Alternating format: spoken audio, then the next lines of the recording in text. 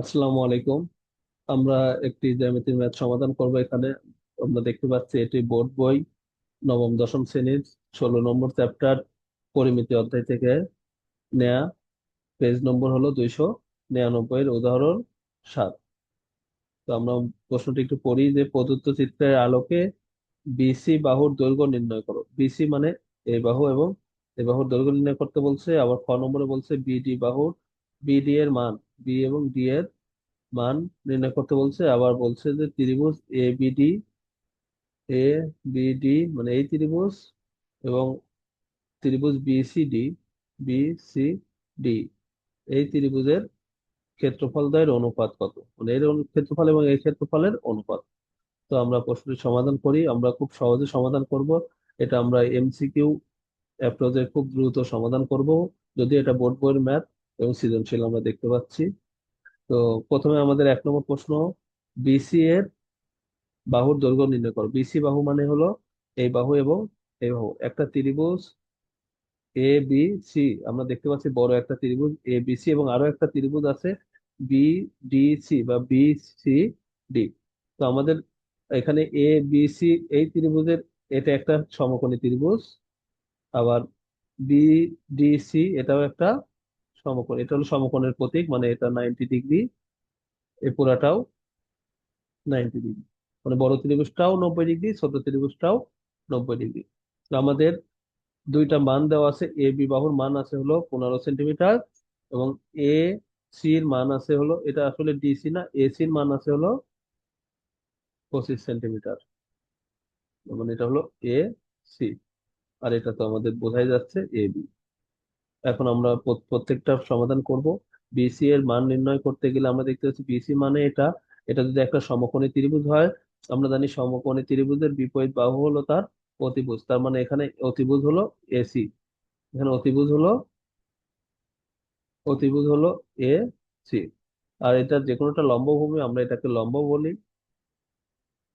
লম্ব হলো A B, এবং এর মানটা আছে হলো 15 সেন্টিমিটার।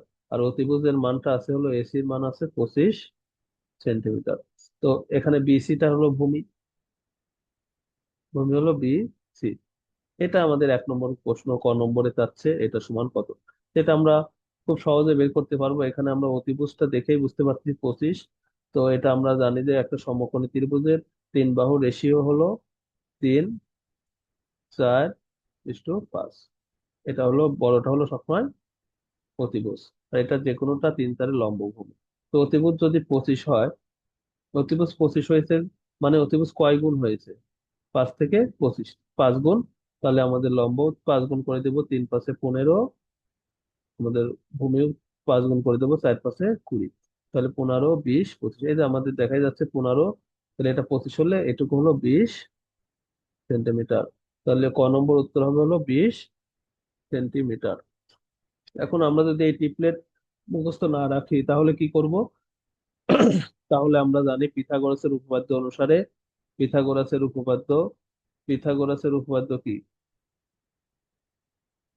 অতিভুজ স্কোয়ার ইকুয়াল টু লম্ব স্কোয়ার যোগ ভূমি স্কোয়ার। আমরা বলতে পারবো ভূমি স্কোয়ার ইকুয়াল টু অতিভুজ স্কোয়ার মাইনাস লম্ব স্কোয়ার। এইখান থেকে আমাদের ইজিলি বের হয়ে আসবে। অতিভুজটা হলো 25 স্কোয়ার মানে 625, আর আমাদের লম্ব হলো 15 স্কোয়ার মানে 225। তাহলে থাকলো হলো 400। তাহলে ভূমি, তাহলে আমাদের কি হবে? ভূমি সমান √400, √400 মানে 20। তো আমরা এই ওয়েতেও করতে পারবো, অথবা আমাদের খুব সহজে টিপলেট মনে রাখলেই খুব সহজে হবে যে সমকোণী ত্রিভুজের তিন বাহুর রেশিও হলো 3:4:5। পাঁচটা হলো অতিভুজ, আর 3:4 যে কোনোটা লম্বভূমি। সেই রেশিও অনুযায়ী এটা 15 হলে, এটা 25 হলে, এটা হলো 20। একটা আমরা পেলাম। দ্বিতীয়টা কি বলছে? বিডি এর মান নির্ণয়। বিডি মানে হলো এইটার মান নির্ণয় করতে বলছে। আমরা একটু কালারটা চেঞ্জ করে নেই। বিডি মানে হলো এই বাহুটা, এটার মান নির্ণয় করছে। এটা একটা, এই ছোট্ট ত্রিভুজের একটা বাহু।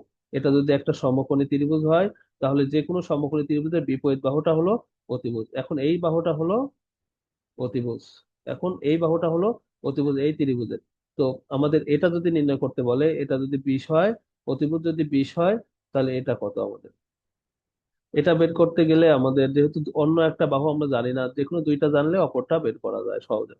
তো এটা আমাদের বের করার জন্য আমরা চাইলে এই সূত্র অ্যাপ্লাই করে সংক্ষেপে করতে পারি। যেমন অতিভুজ যদি 5 হয়, 5-এর কত গুণ 20 হয়েছে? 4 গুণ। 5-এর 4 গুণ 20, তাহলে প্রত্যেকে 4 গুণ করে দেবো, তাহলে এটা 12, এটা 16। 12, 16, 20। তাহলে আমরা চাইলে যে কোনো এটা, এটা 12 অথবা এটা 16, অথবা এটা 12 অথবা এটা 16। তো আমি একটু বের করার চেষ্টা করি। একটা ত্রিভুজের ক্ষেত্রফল আমরা এখানে ইজিলি বের করতে পারবো। এখানে ত্রিভুজের ক্ষেত্রফল হলো হাফ গুণন ভূমি গুণন উচ্চতা। দেখি এখানে, হাফ গুণন ভূমি হলো 20, উচ্চতা হলো 15। এই একটা ত্রিভুজ। আবার আমরা যদি এই বড় একটা ত্রিভুজ দেখি, এই ত্রিভুজ এর ক্ষেত্রফল হাফ গুণন ভূমি গুণন উচ্চতা। আবার এটারই আমরা যদি এটাকে ভূমি বলি, তাহলে এটা হলো তার বিডি, হলো তার উচ্চতা। তাহলে এখানে ক্ষেত্রফল আমরা পাবো হাফ গুণন ভূমি হলো 25, উচ্চতা হলো বিডি। তাহলে আমাদের এখান থেকে বিডি ইজিলি বের হয়ে আসবে। আমরা আসলে বোঝাতে পারছি কিনা আর একবার চেষ্টা করি। এখানে একটা ত্রিভুজ, এই বড় ত্রিভুজের ক্ষেত্রফল হলো হাফ, যে কোনো ত্রিভুজের ক্ষেত্রফল হাফ গুণন ভূমি গুণন উচ্চতা। তাহলে এটাও যদি হাফ গুণন ভূমি গুণন উচ্চতা, অথবা আবার এটাকে যদি আমরা ভূমি ধরি, তখন এটা তার উচ্চতা। তাহলে হাফ গুণন ভূমি গুণন ভূমি হলো তখন এসি, যেটা 25, এবং উচ্চতা হলো বিডি। এখান থেকে আমরা মান বের করি, হাফ হাফ এদিক ক্যান্সেল, 25 আমাদের 5 দ্বারা যাচ্ছে, 5 × 5 = 25, 3 × 5 = 15, 4 × 5 = 20। তার মানে কি আমরা পেলাম বিডি এর মান পেলাম হলো 12। তাহলে বিডি হলো, এটুকু হলো 12। এই যে আমরা জানি যে 12, 16, 20, তাহলে এটা 14, 16, 12, 16, 20।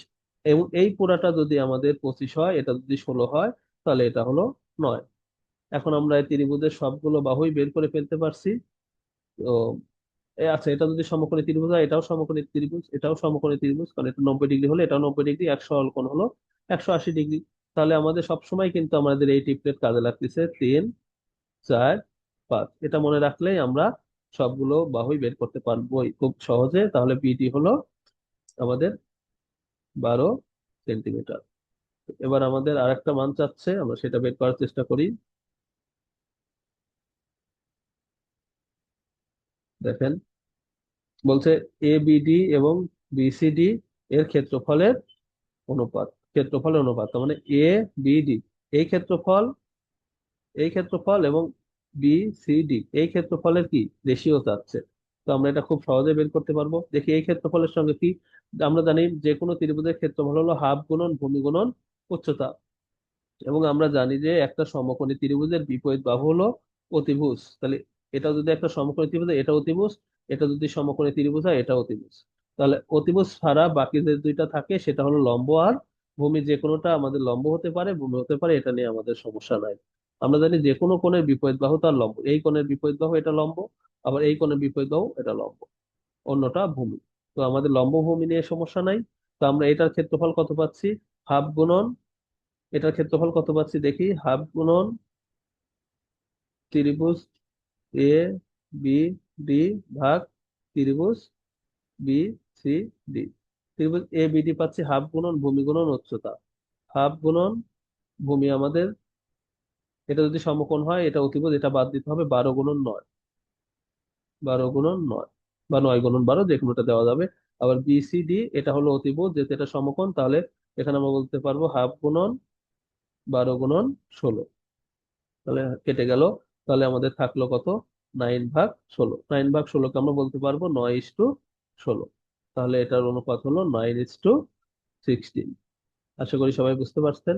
এরপরেও যদি কোনো সমস্যা থাকে বা বুঝতে অসুবিধা হয়, আমাকে কমেন্ট বক্সে জানাবেন। আর আমার ইউটিউব চ্যানেলটি সবাই সাবস্ক্রাইব করবেন। আসসালামু আলাইকুম ওয়া রাহমাতুল্লাহ।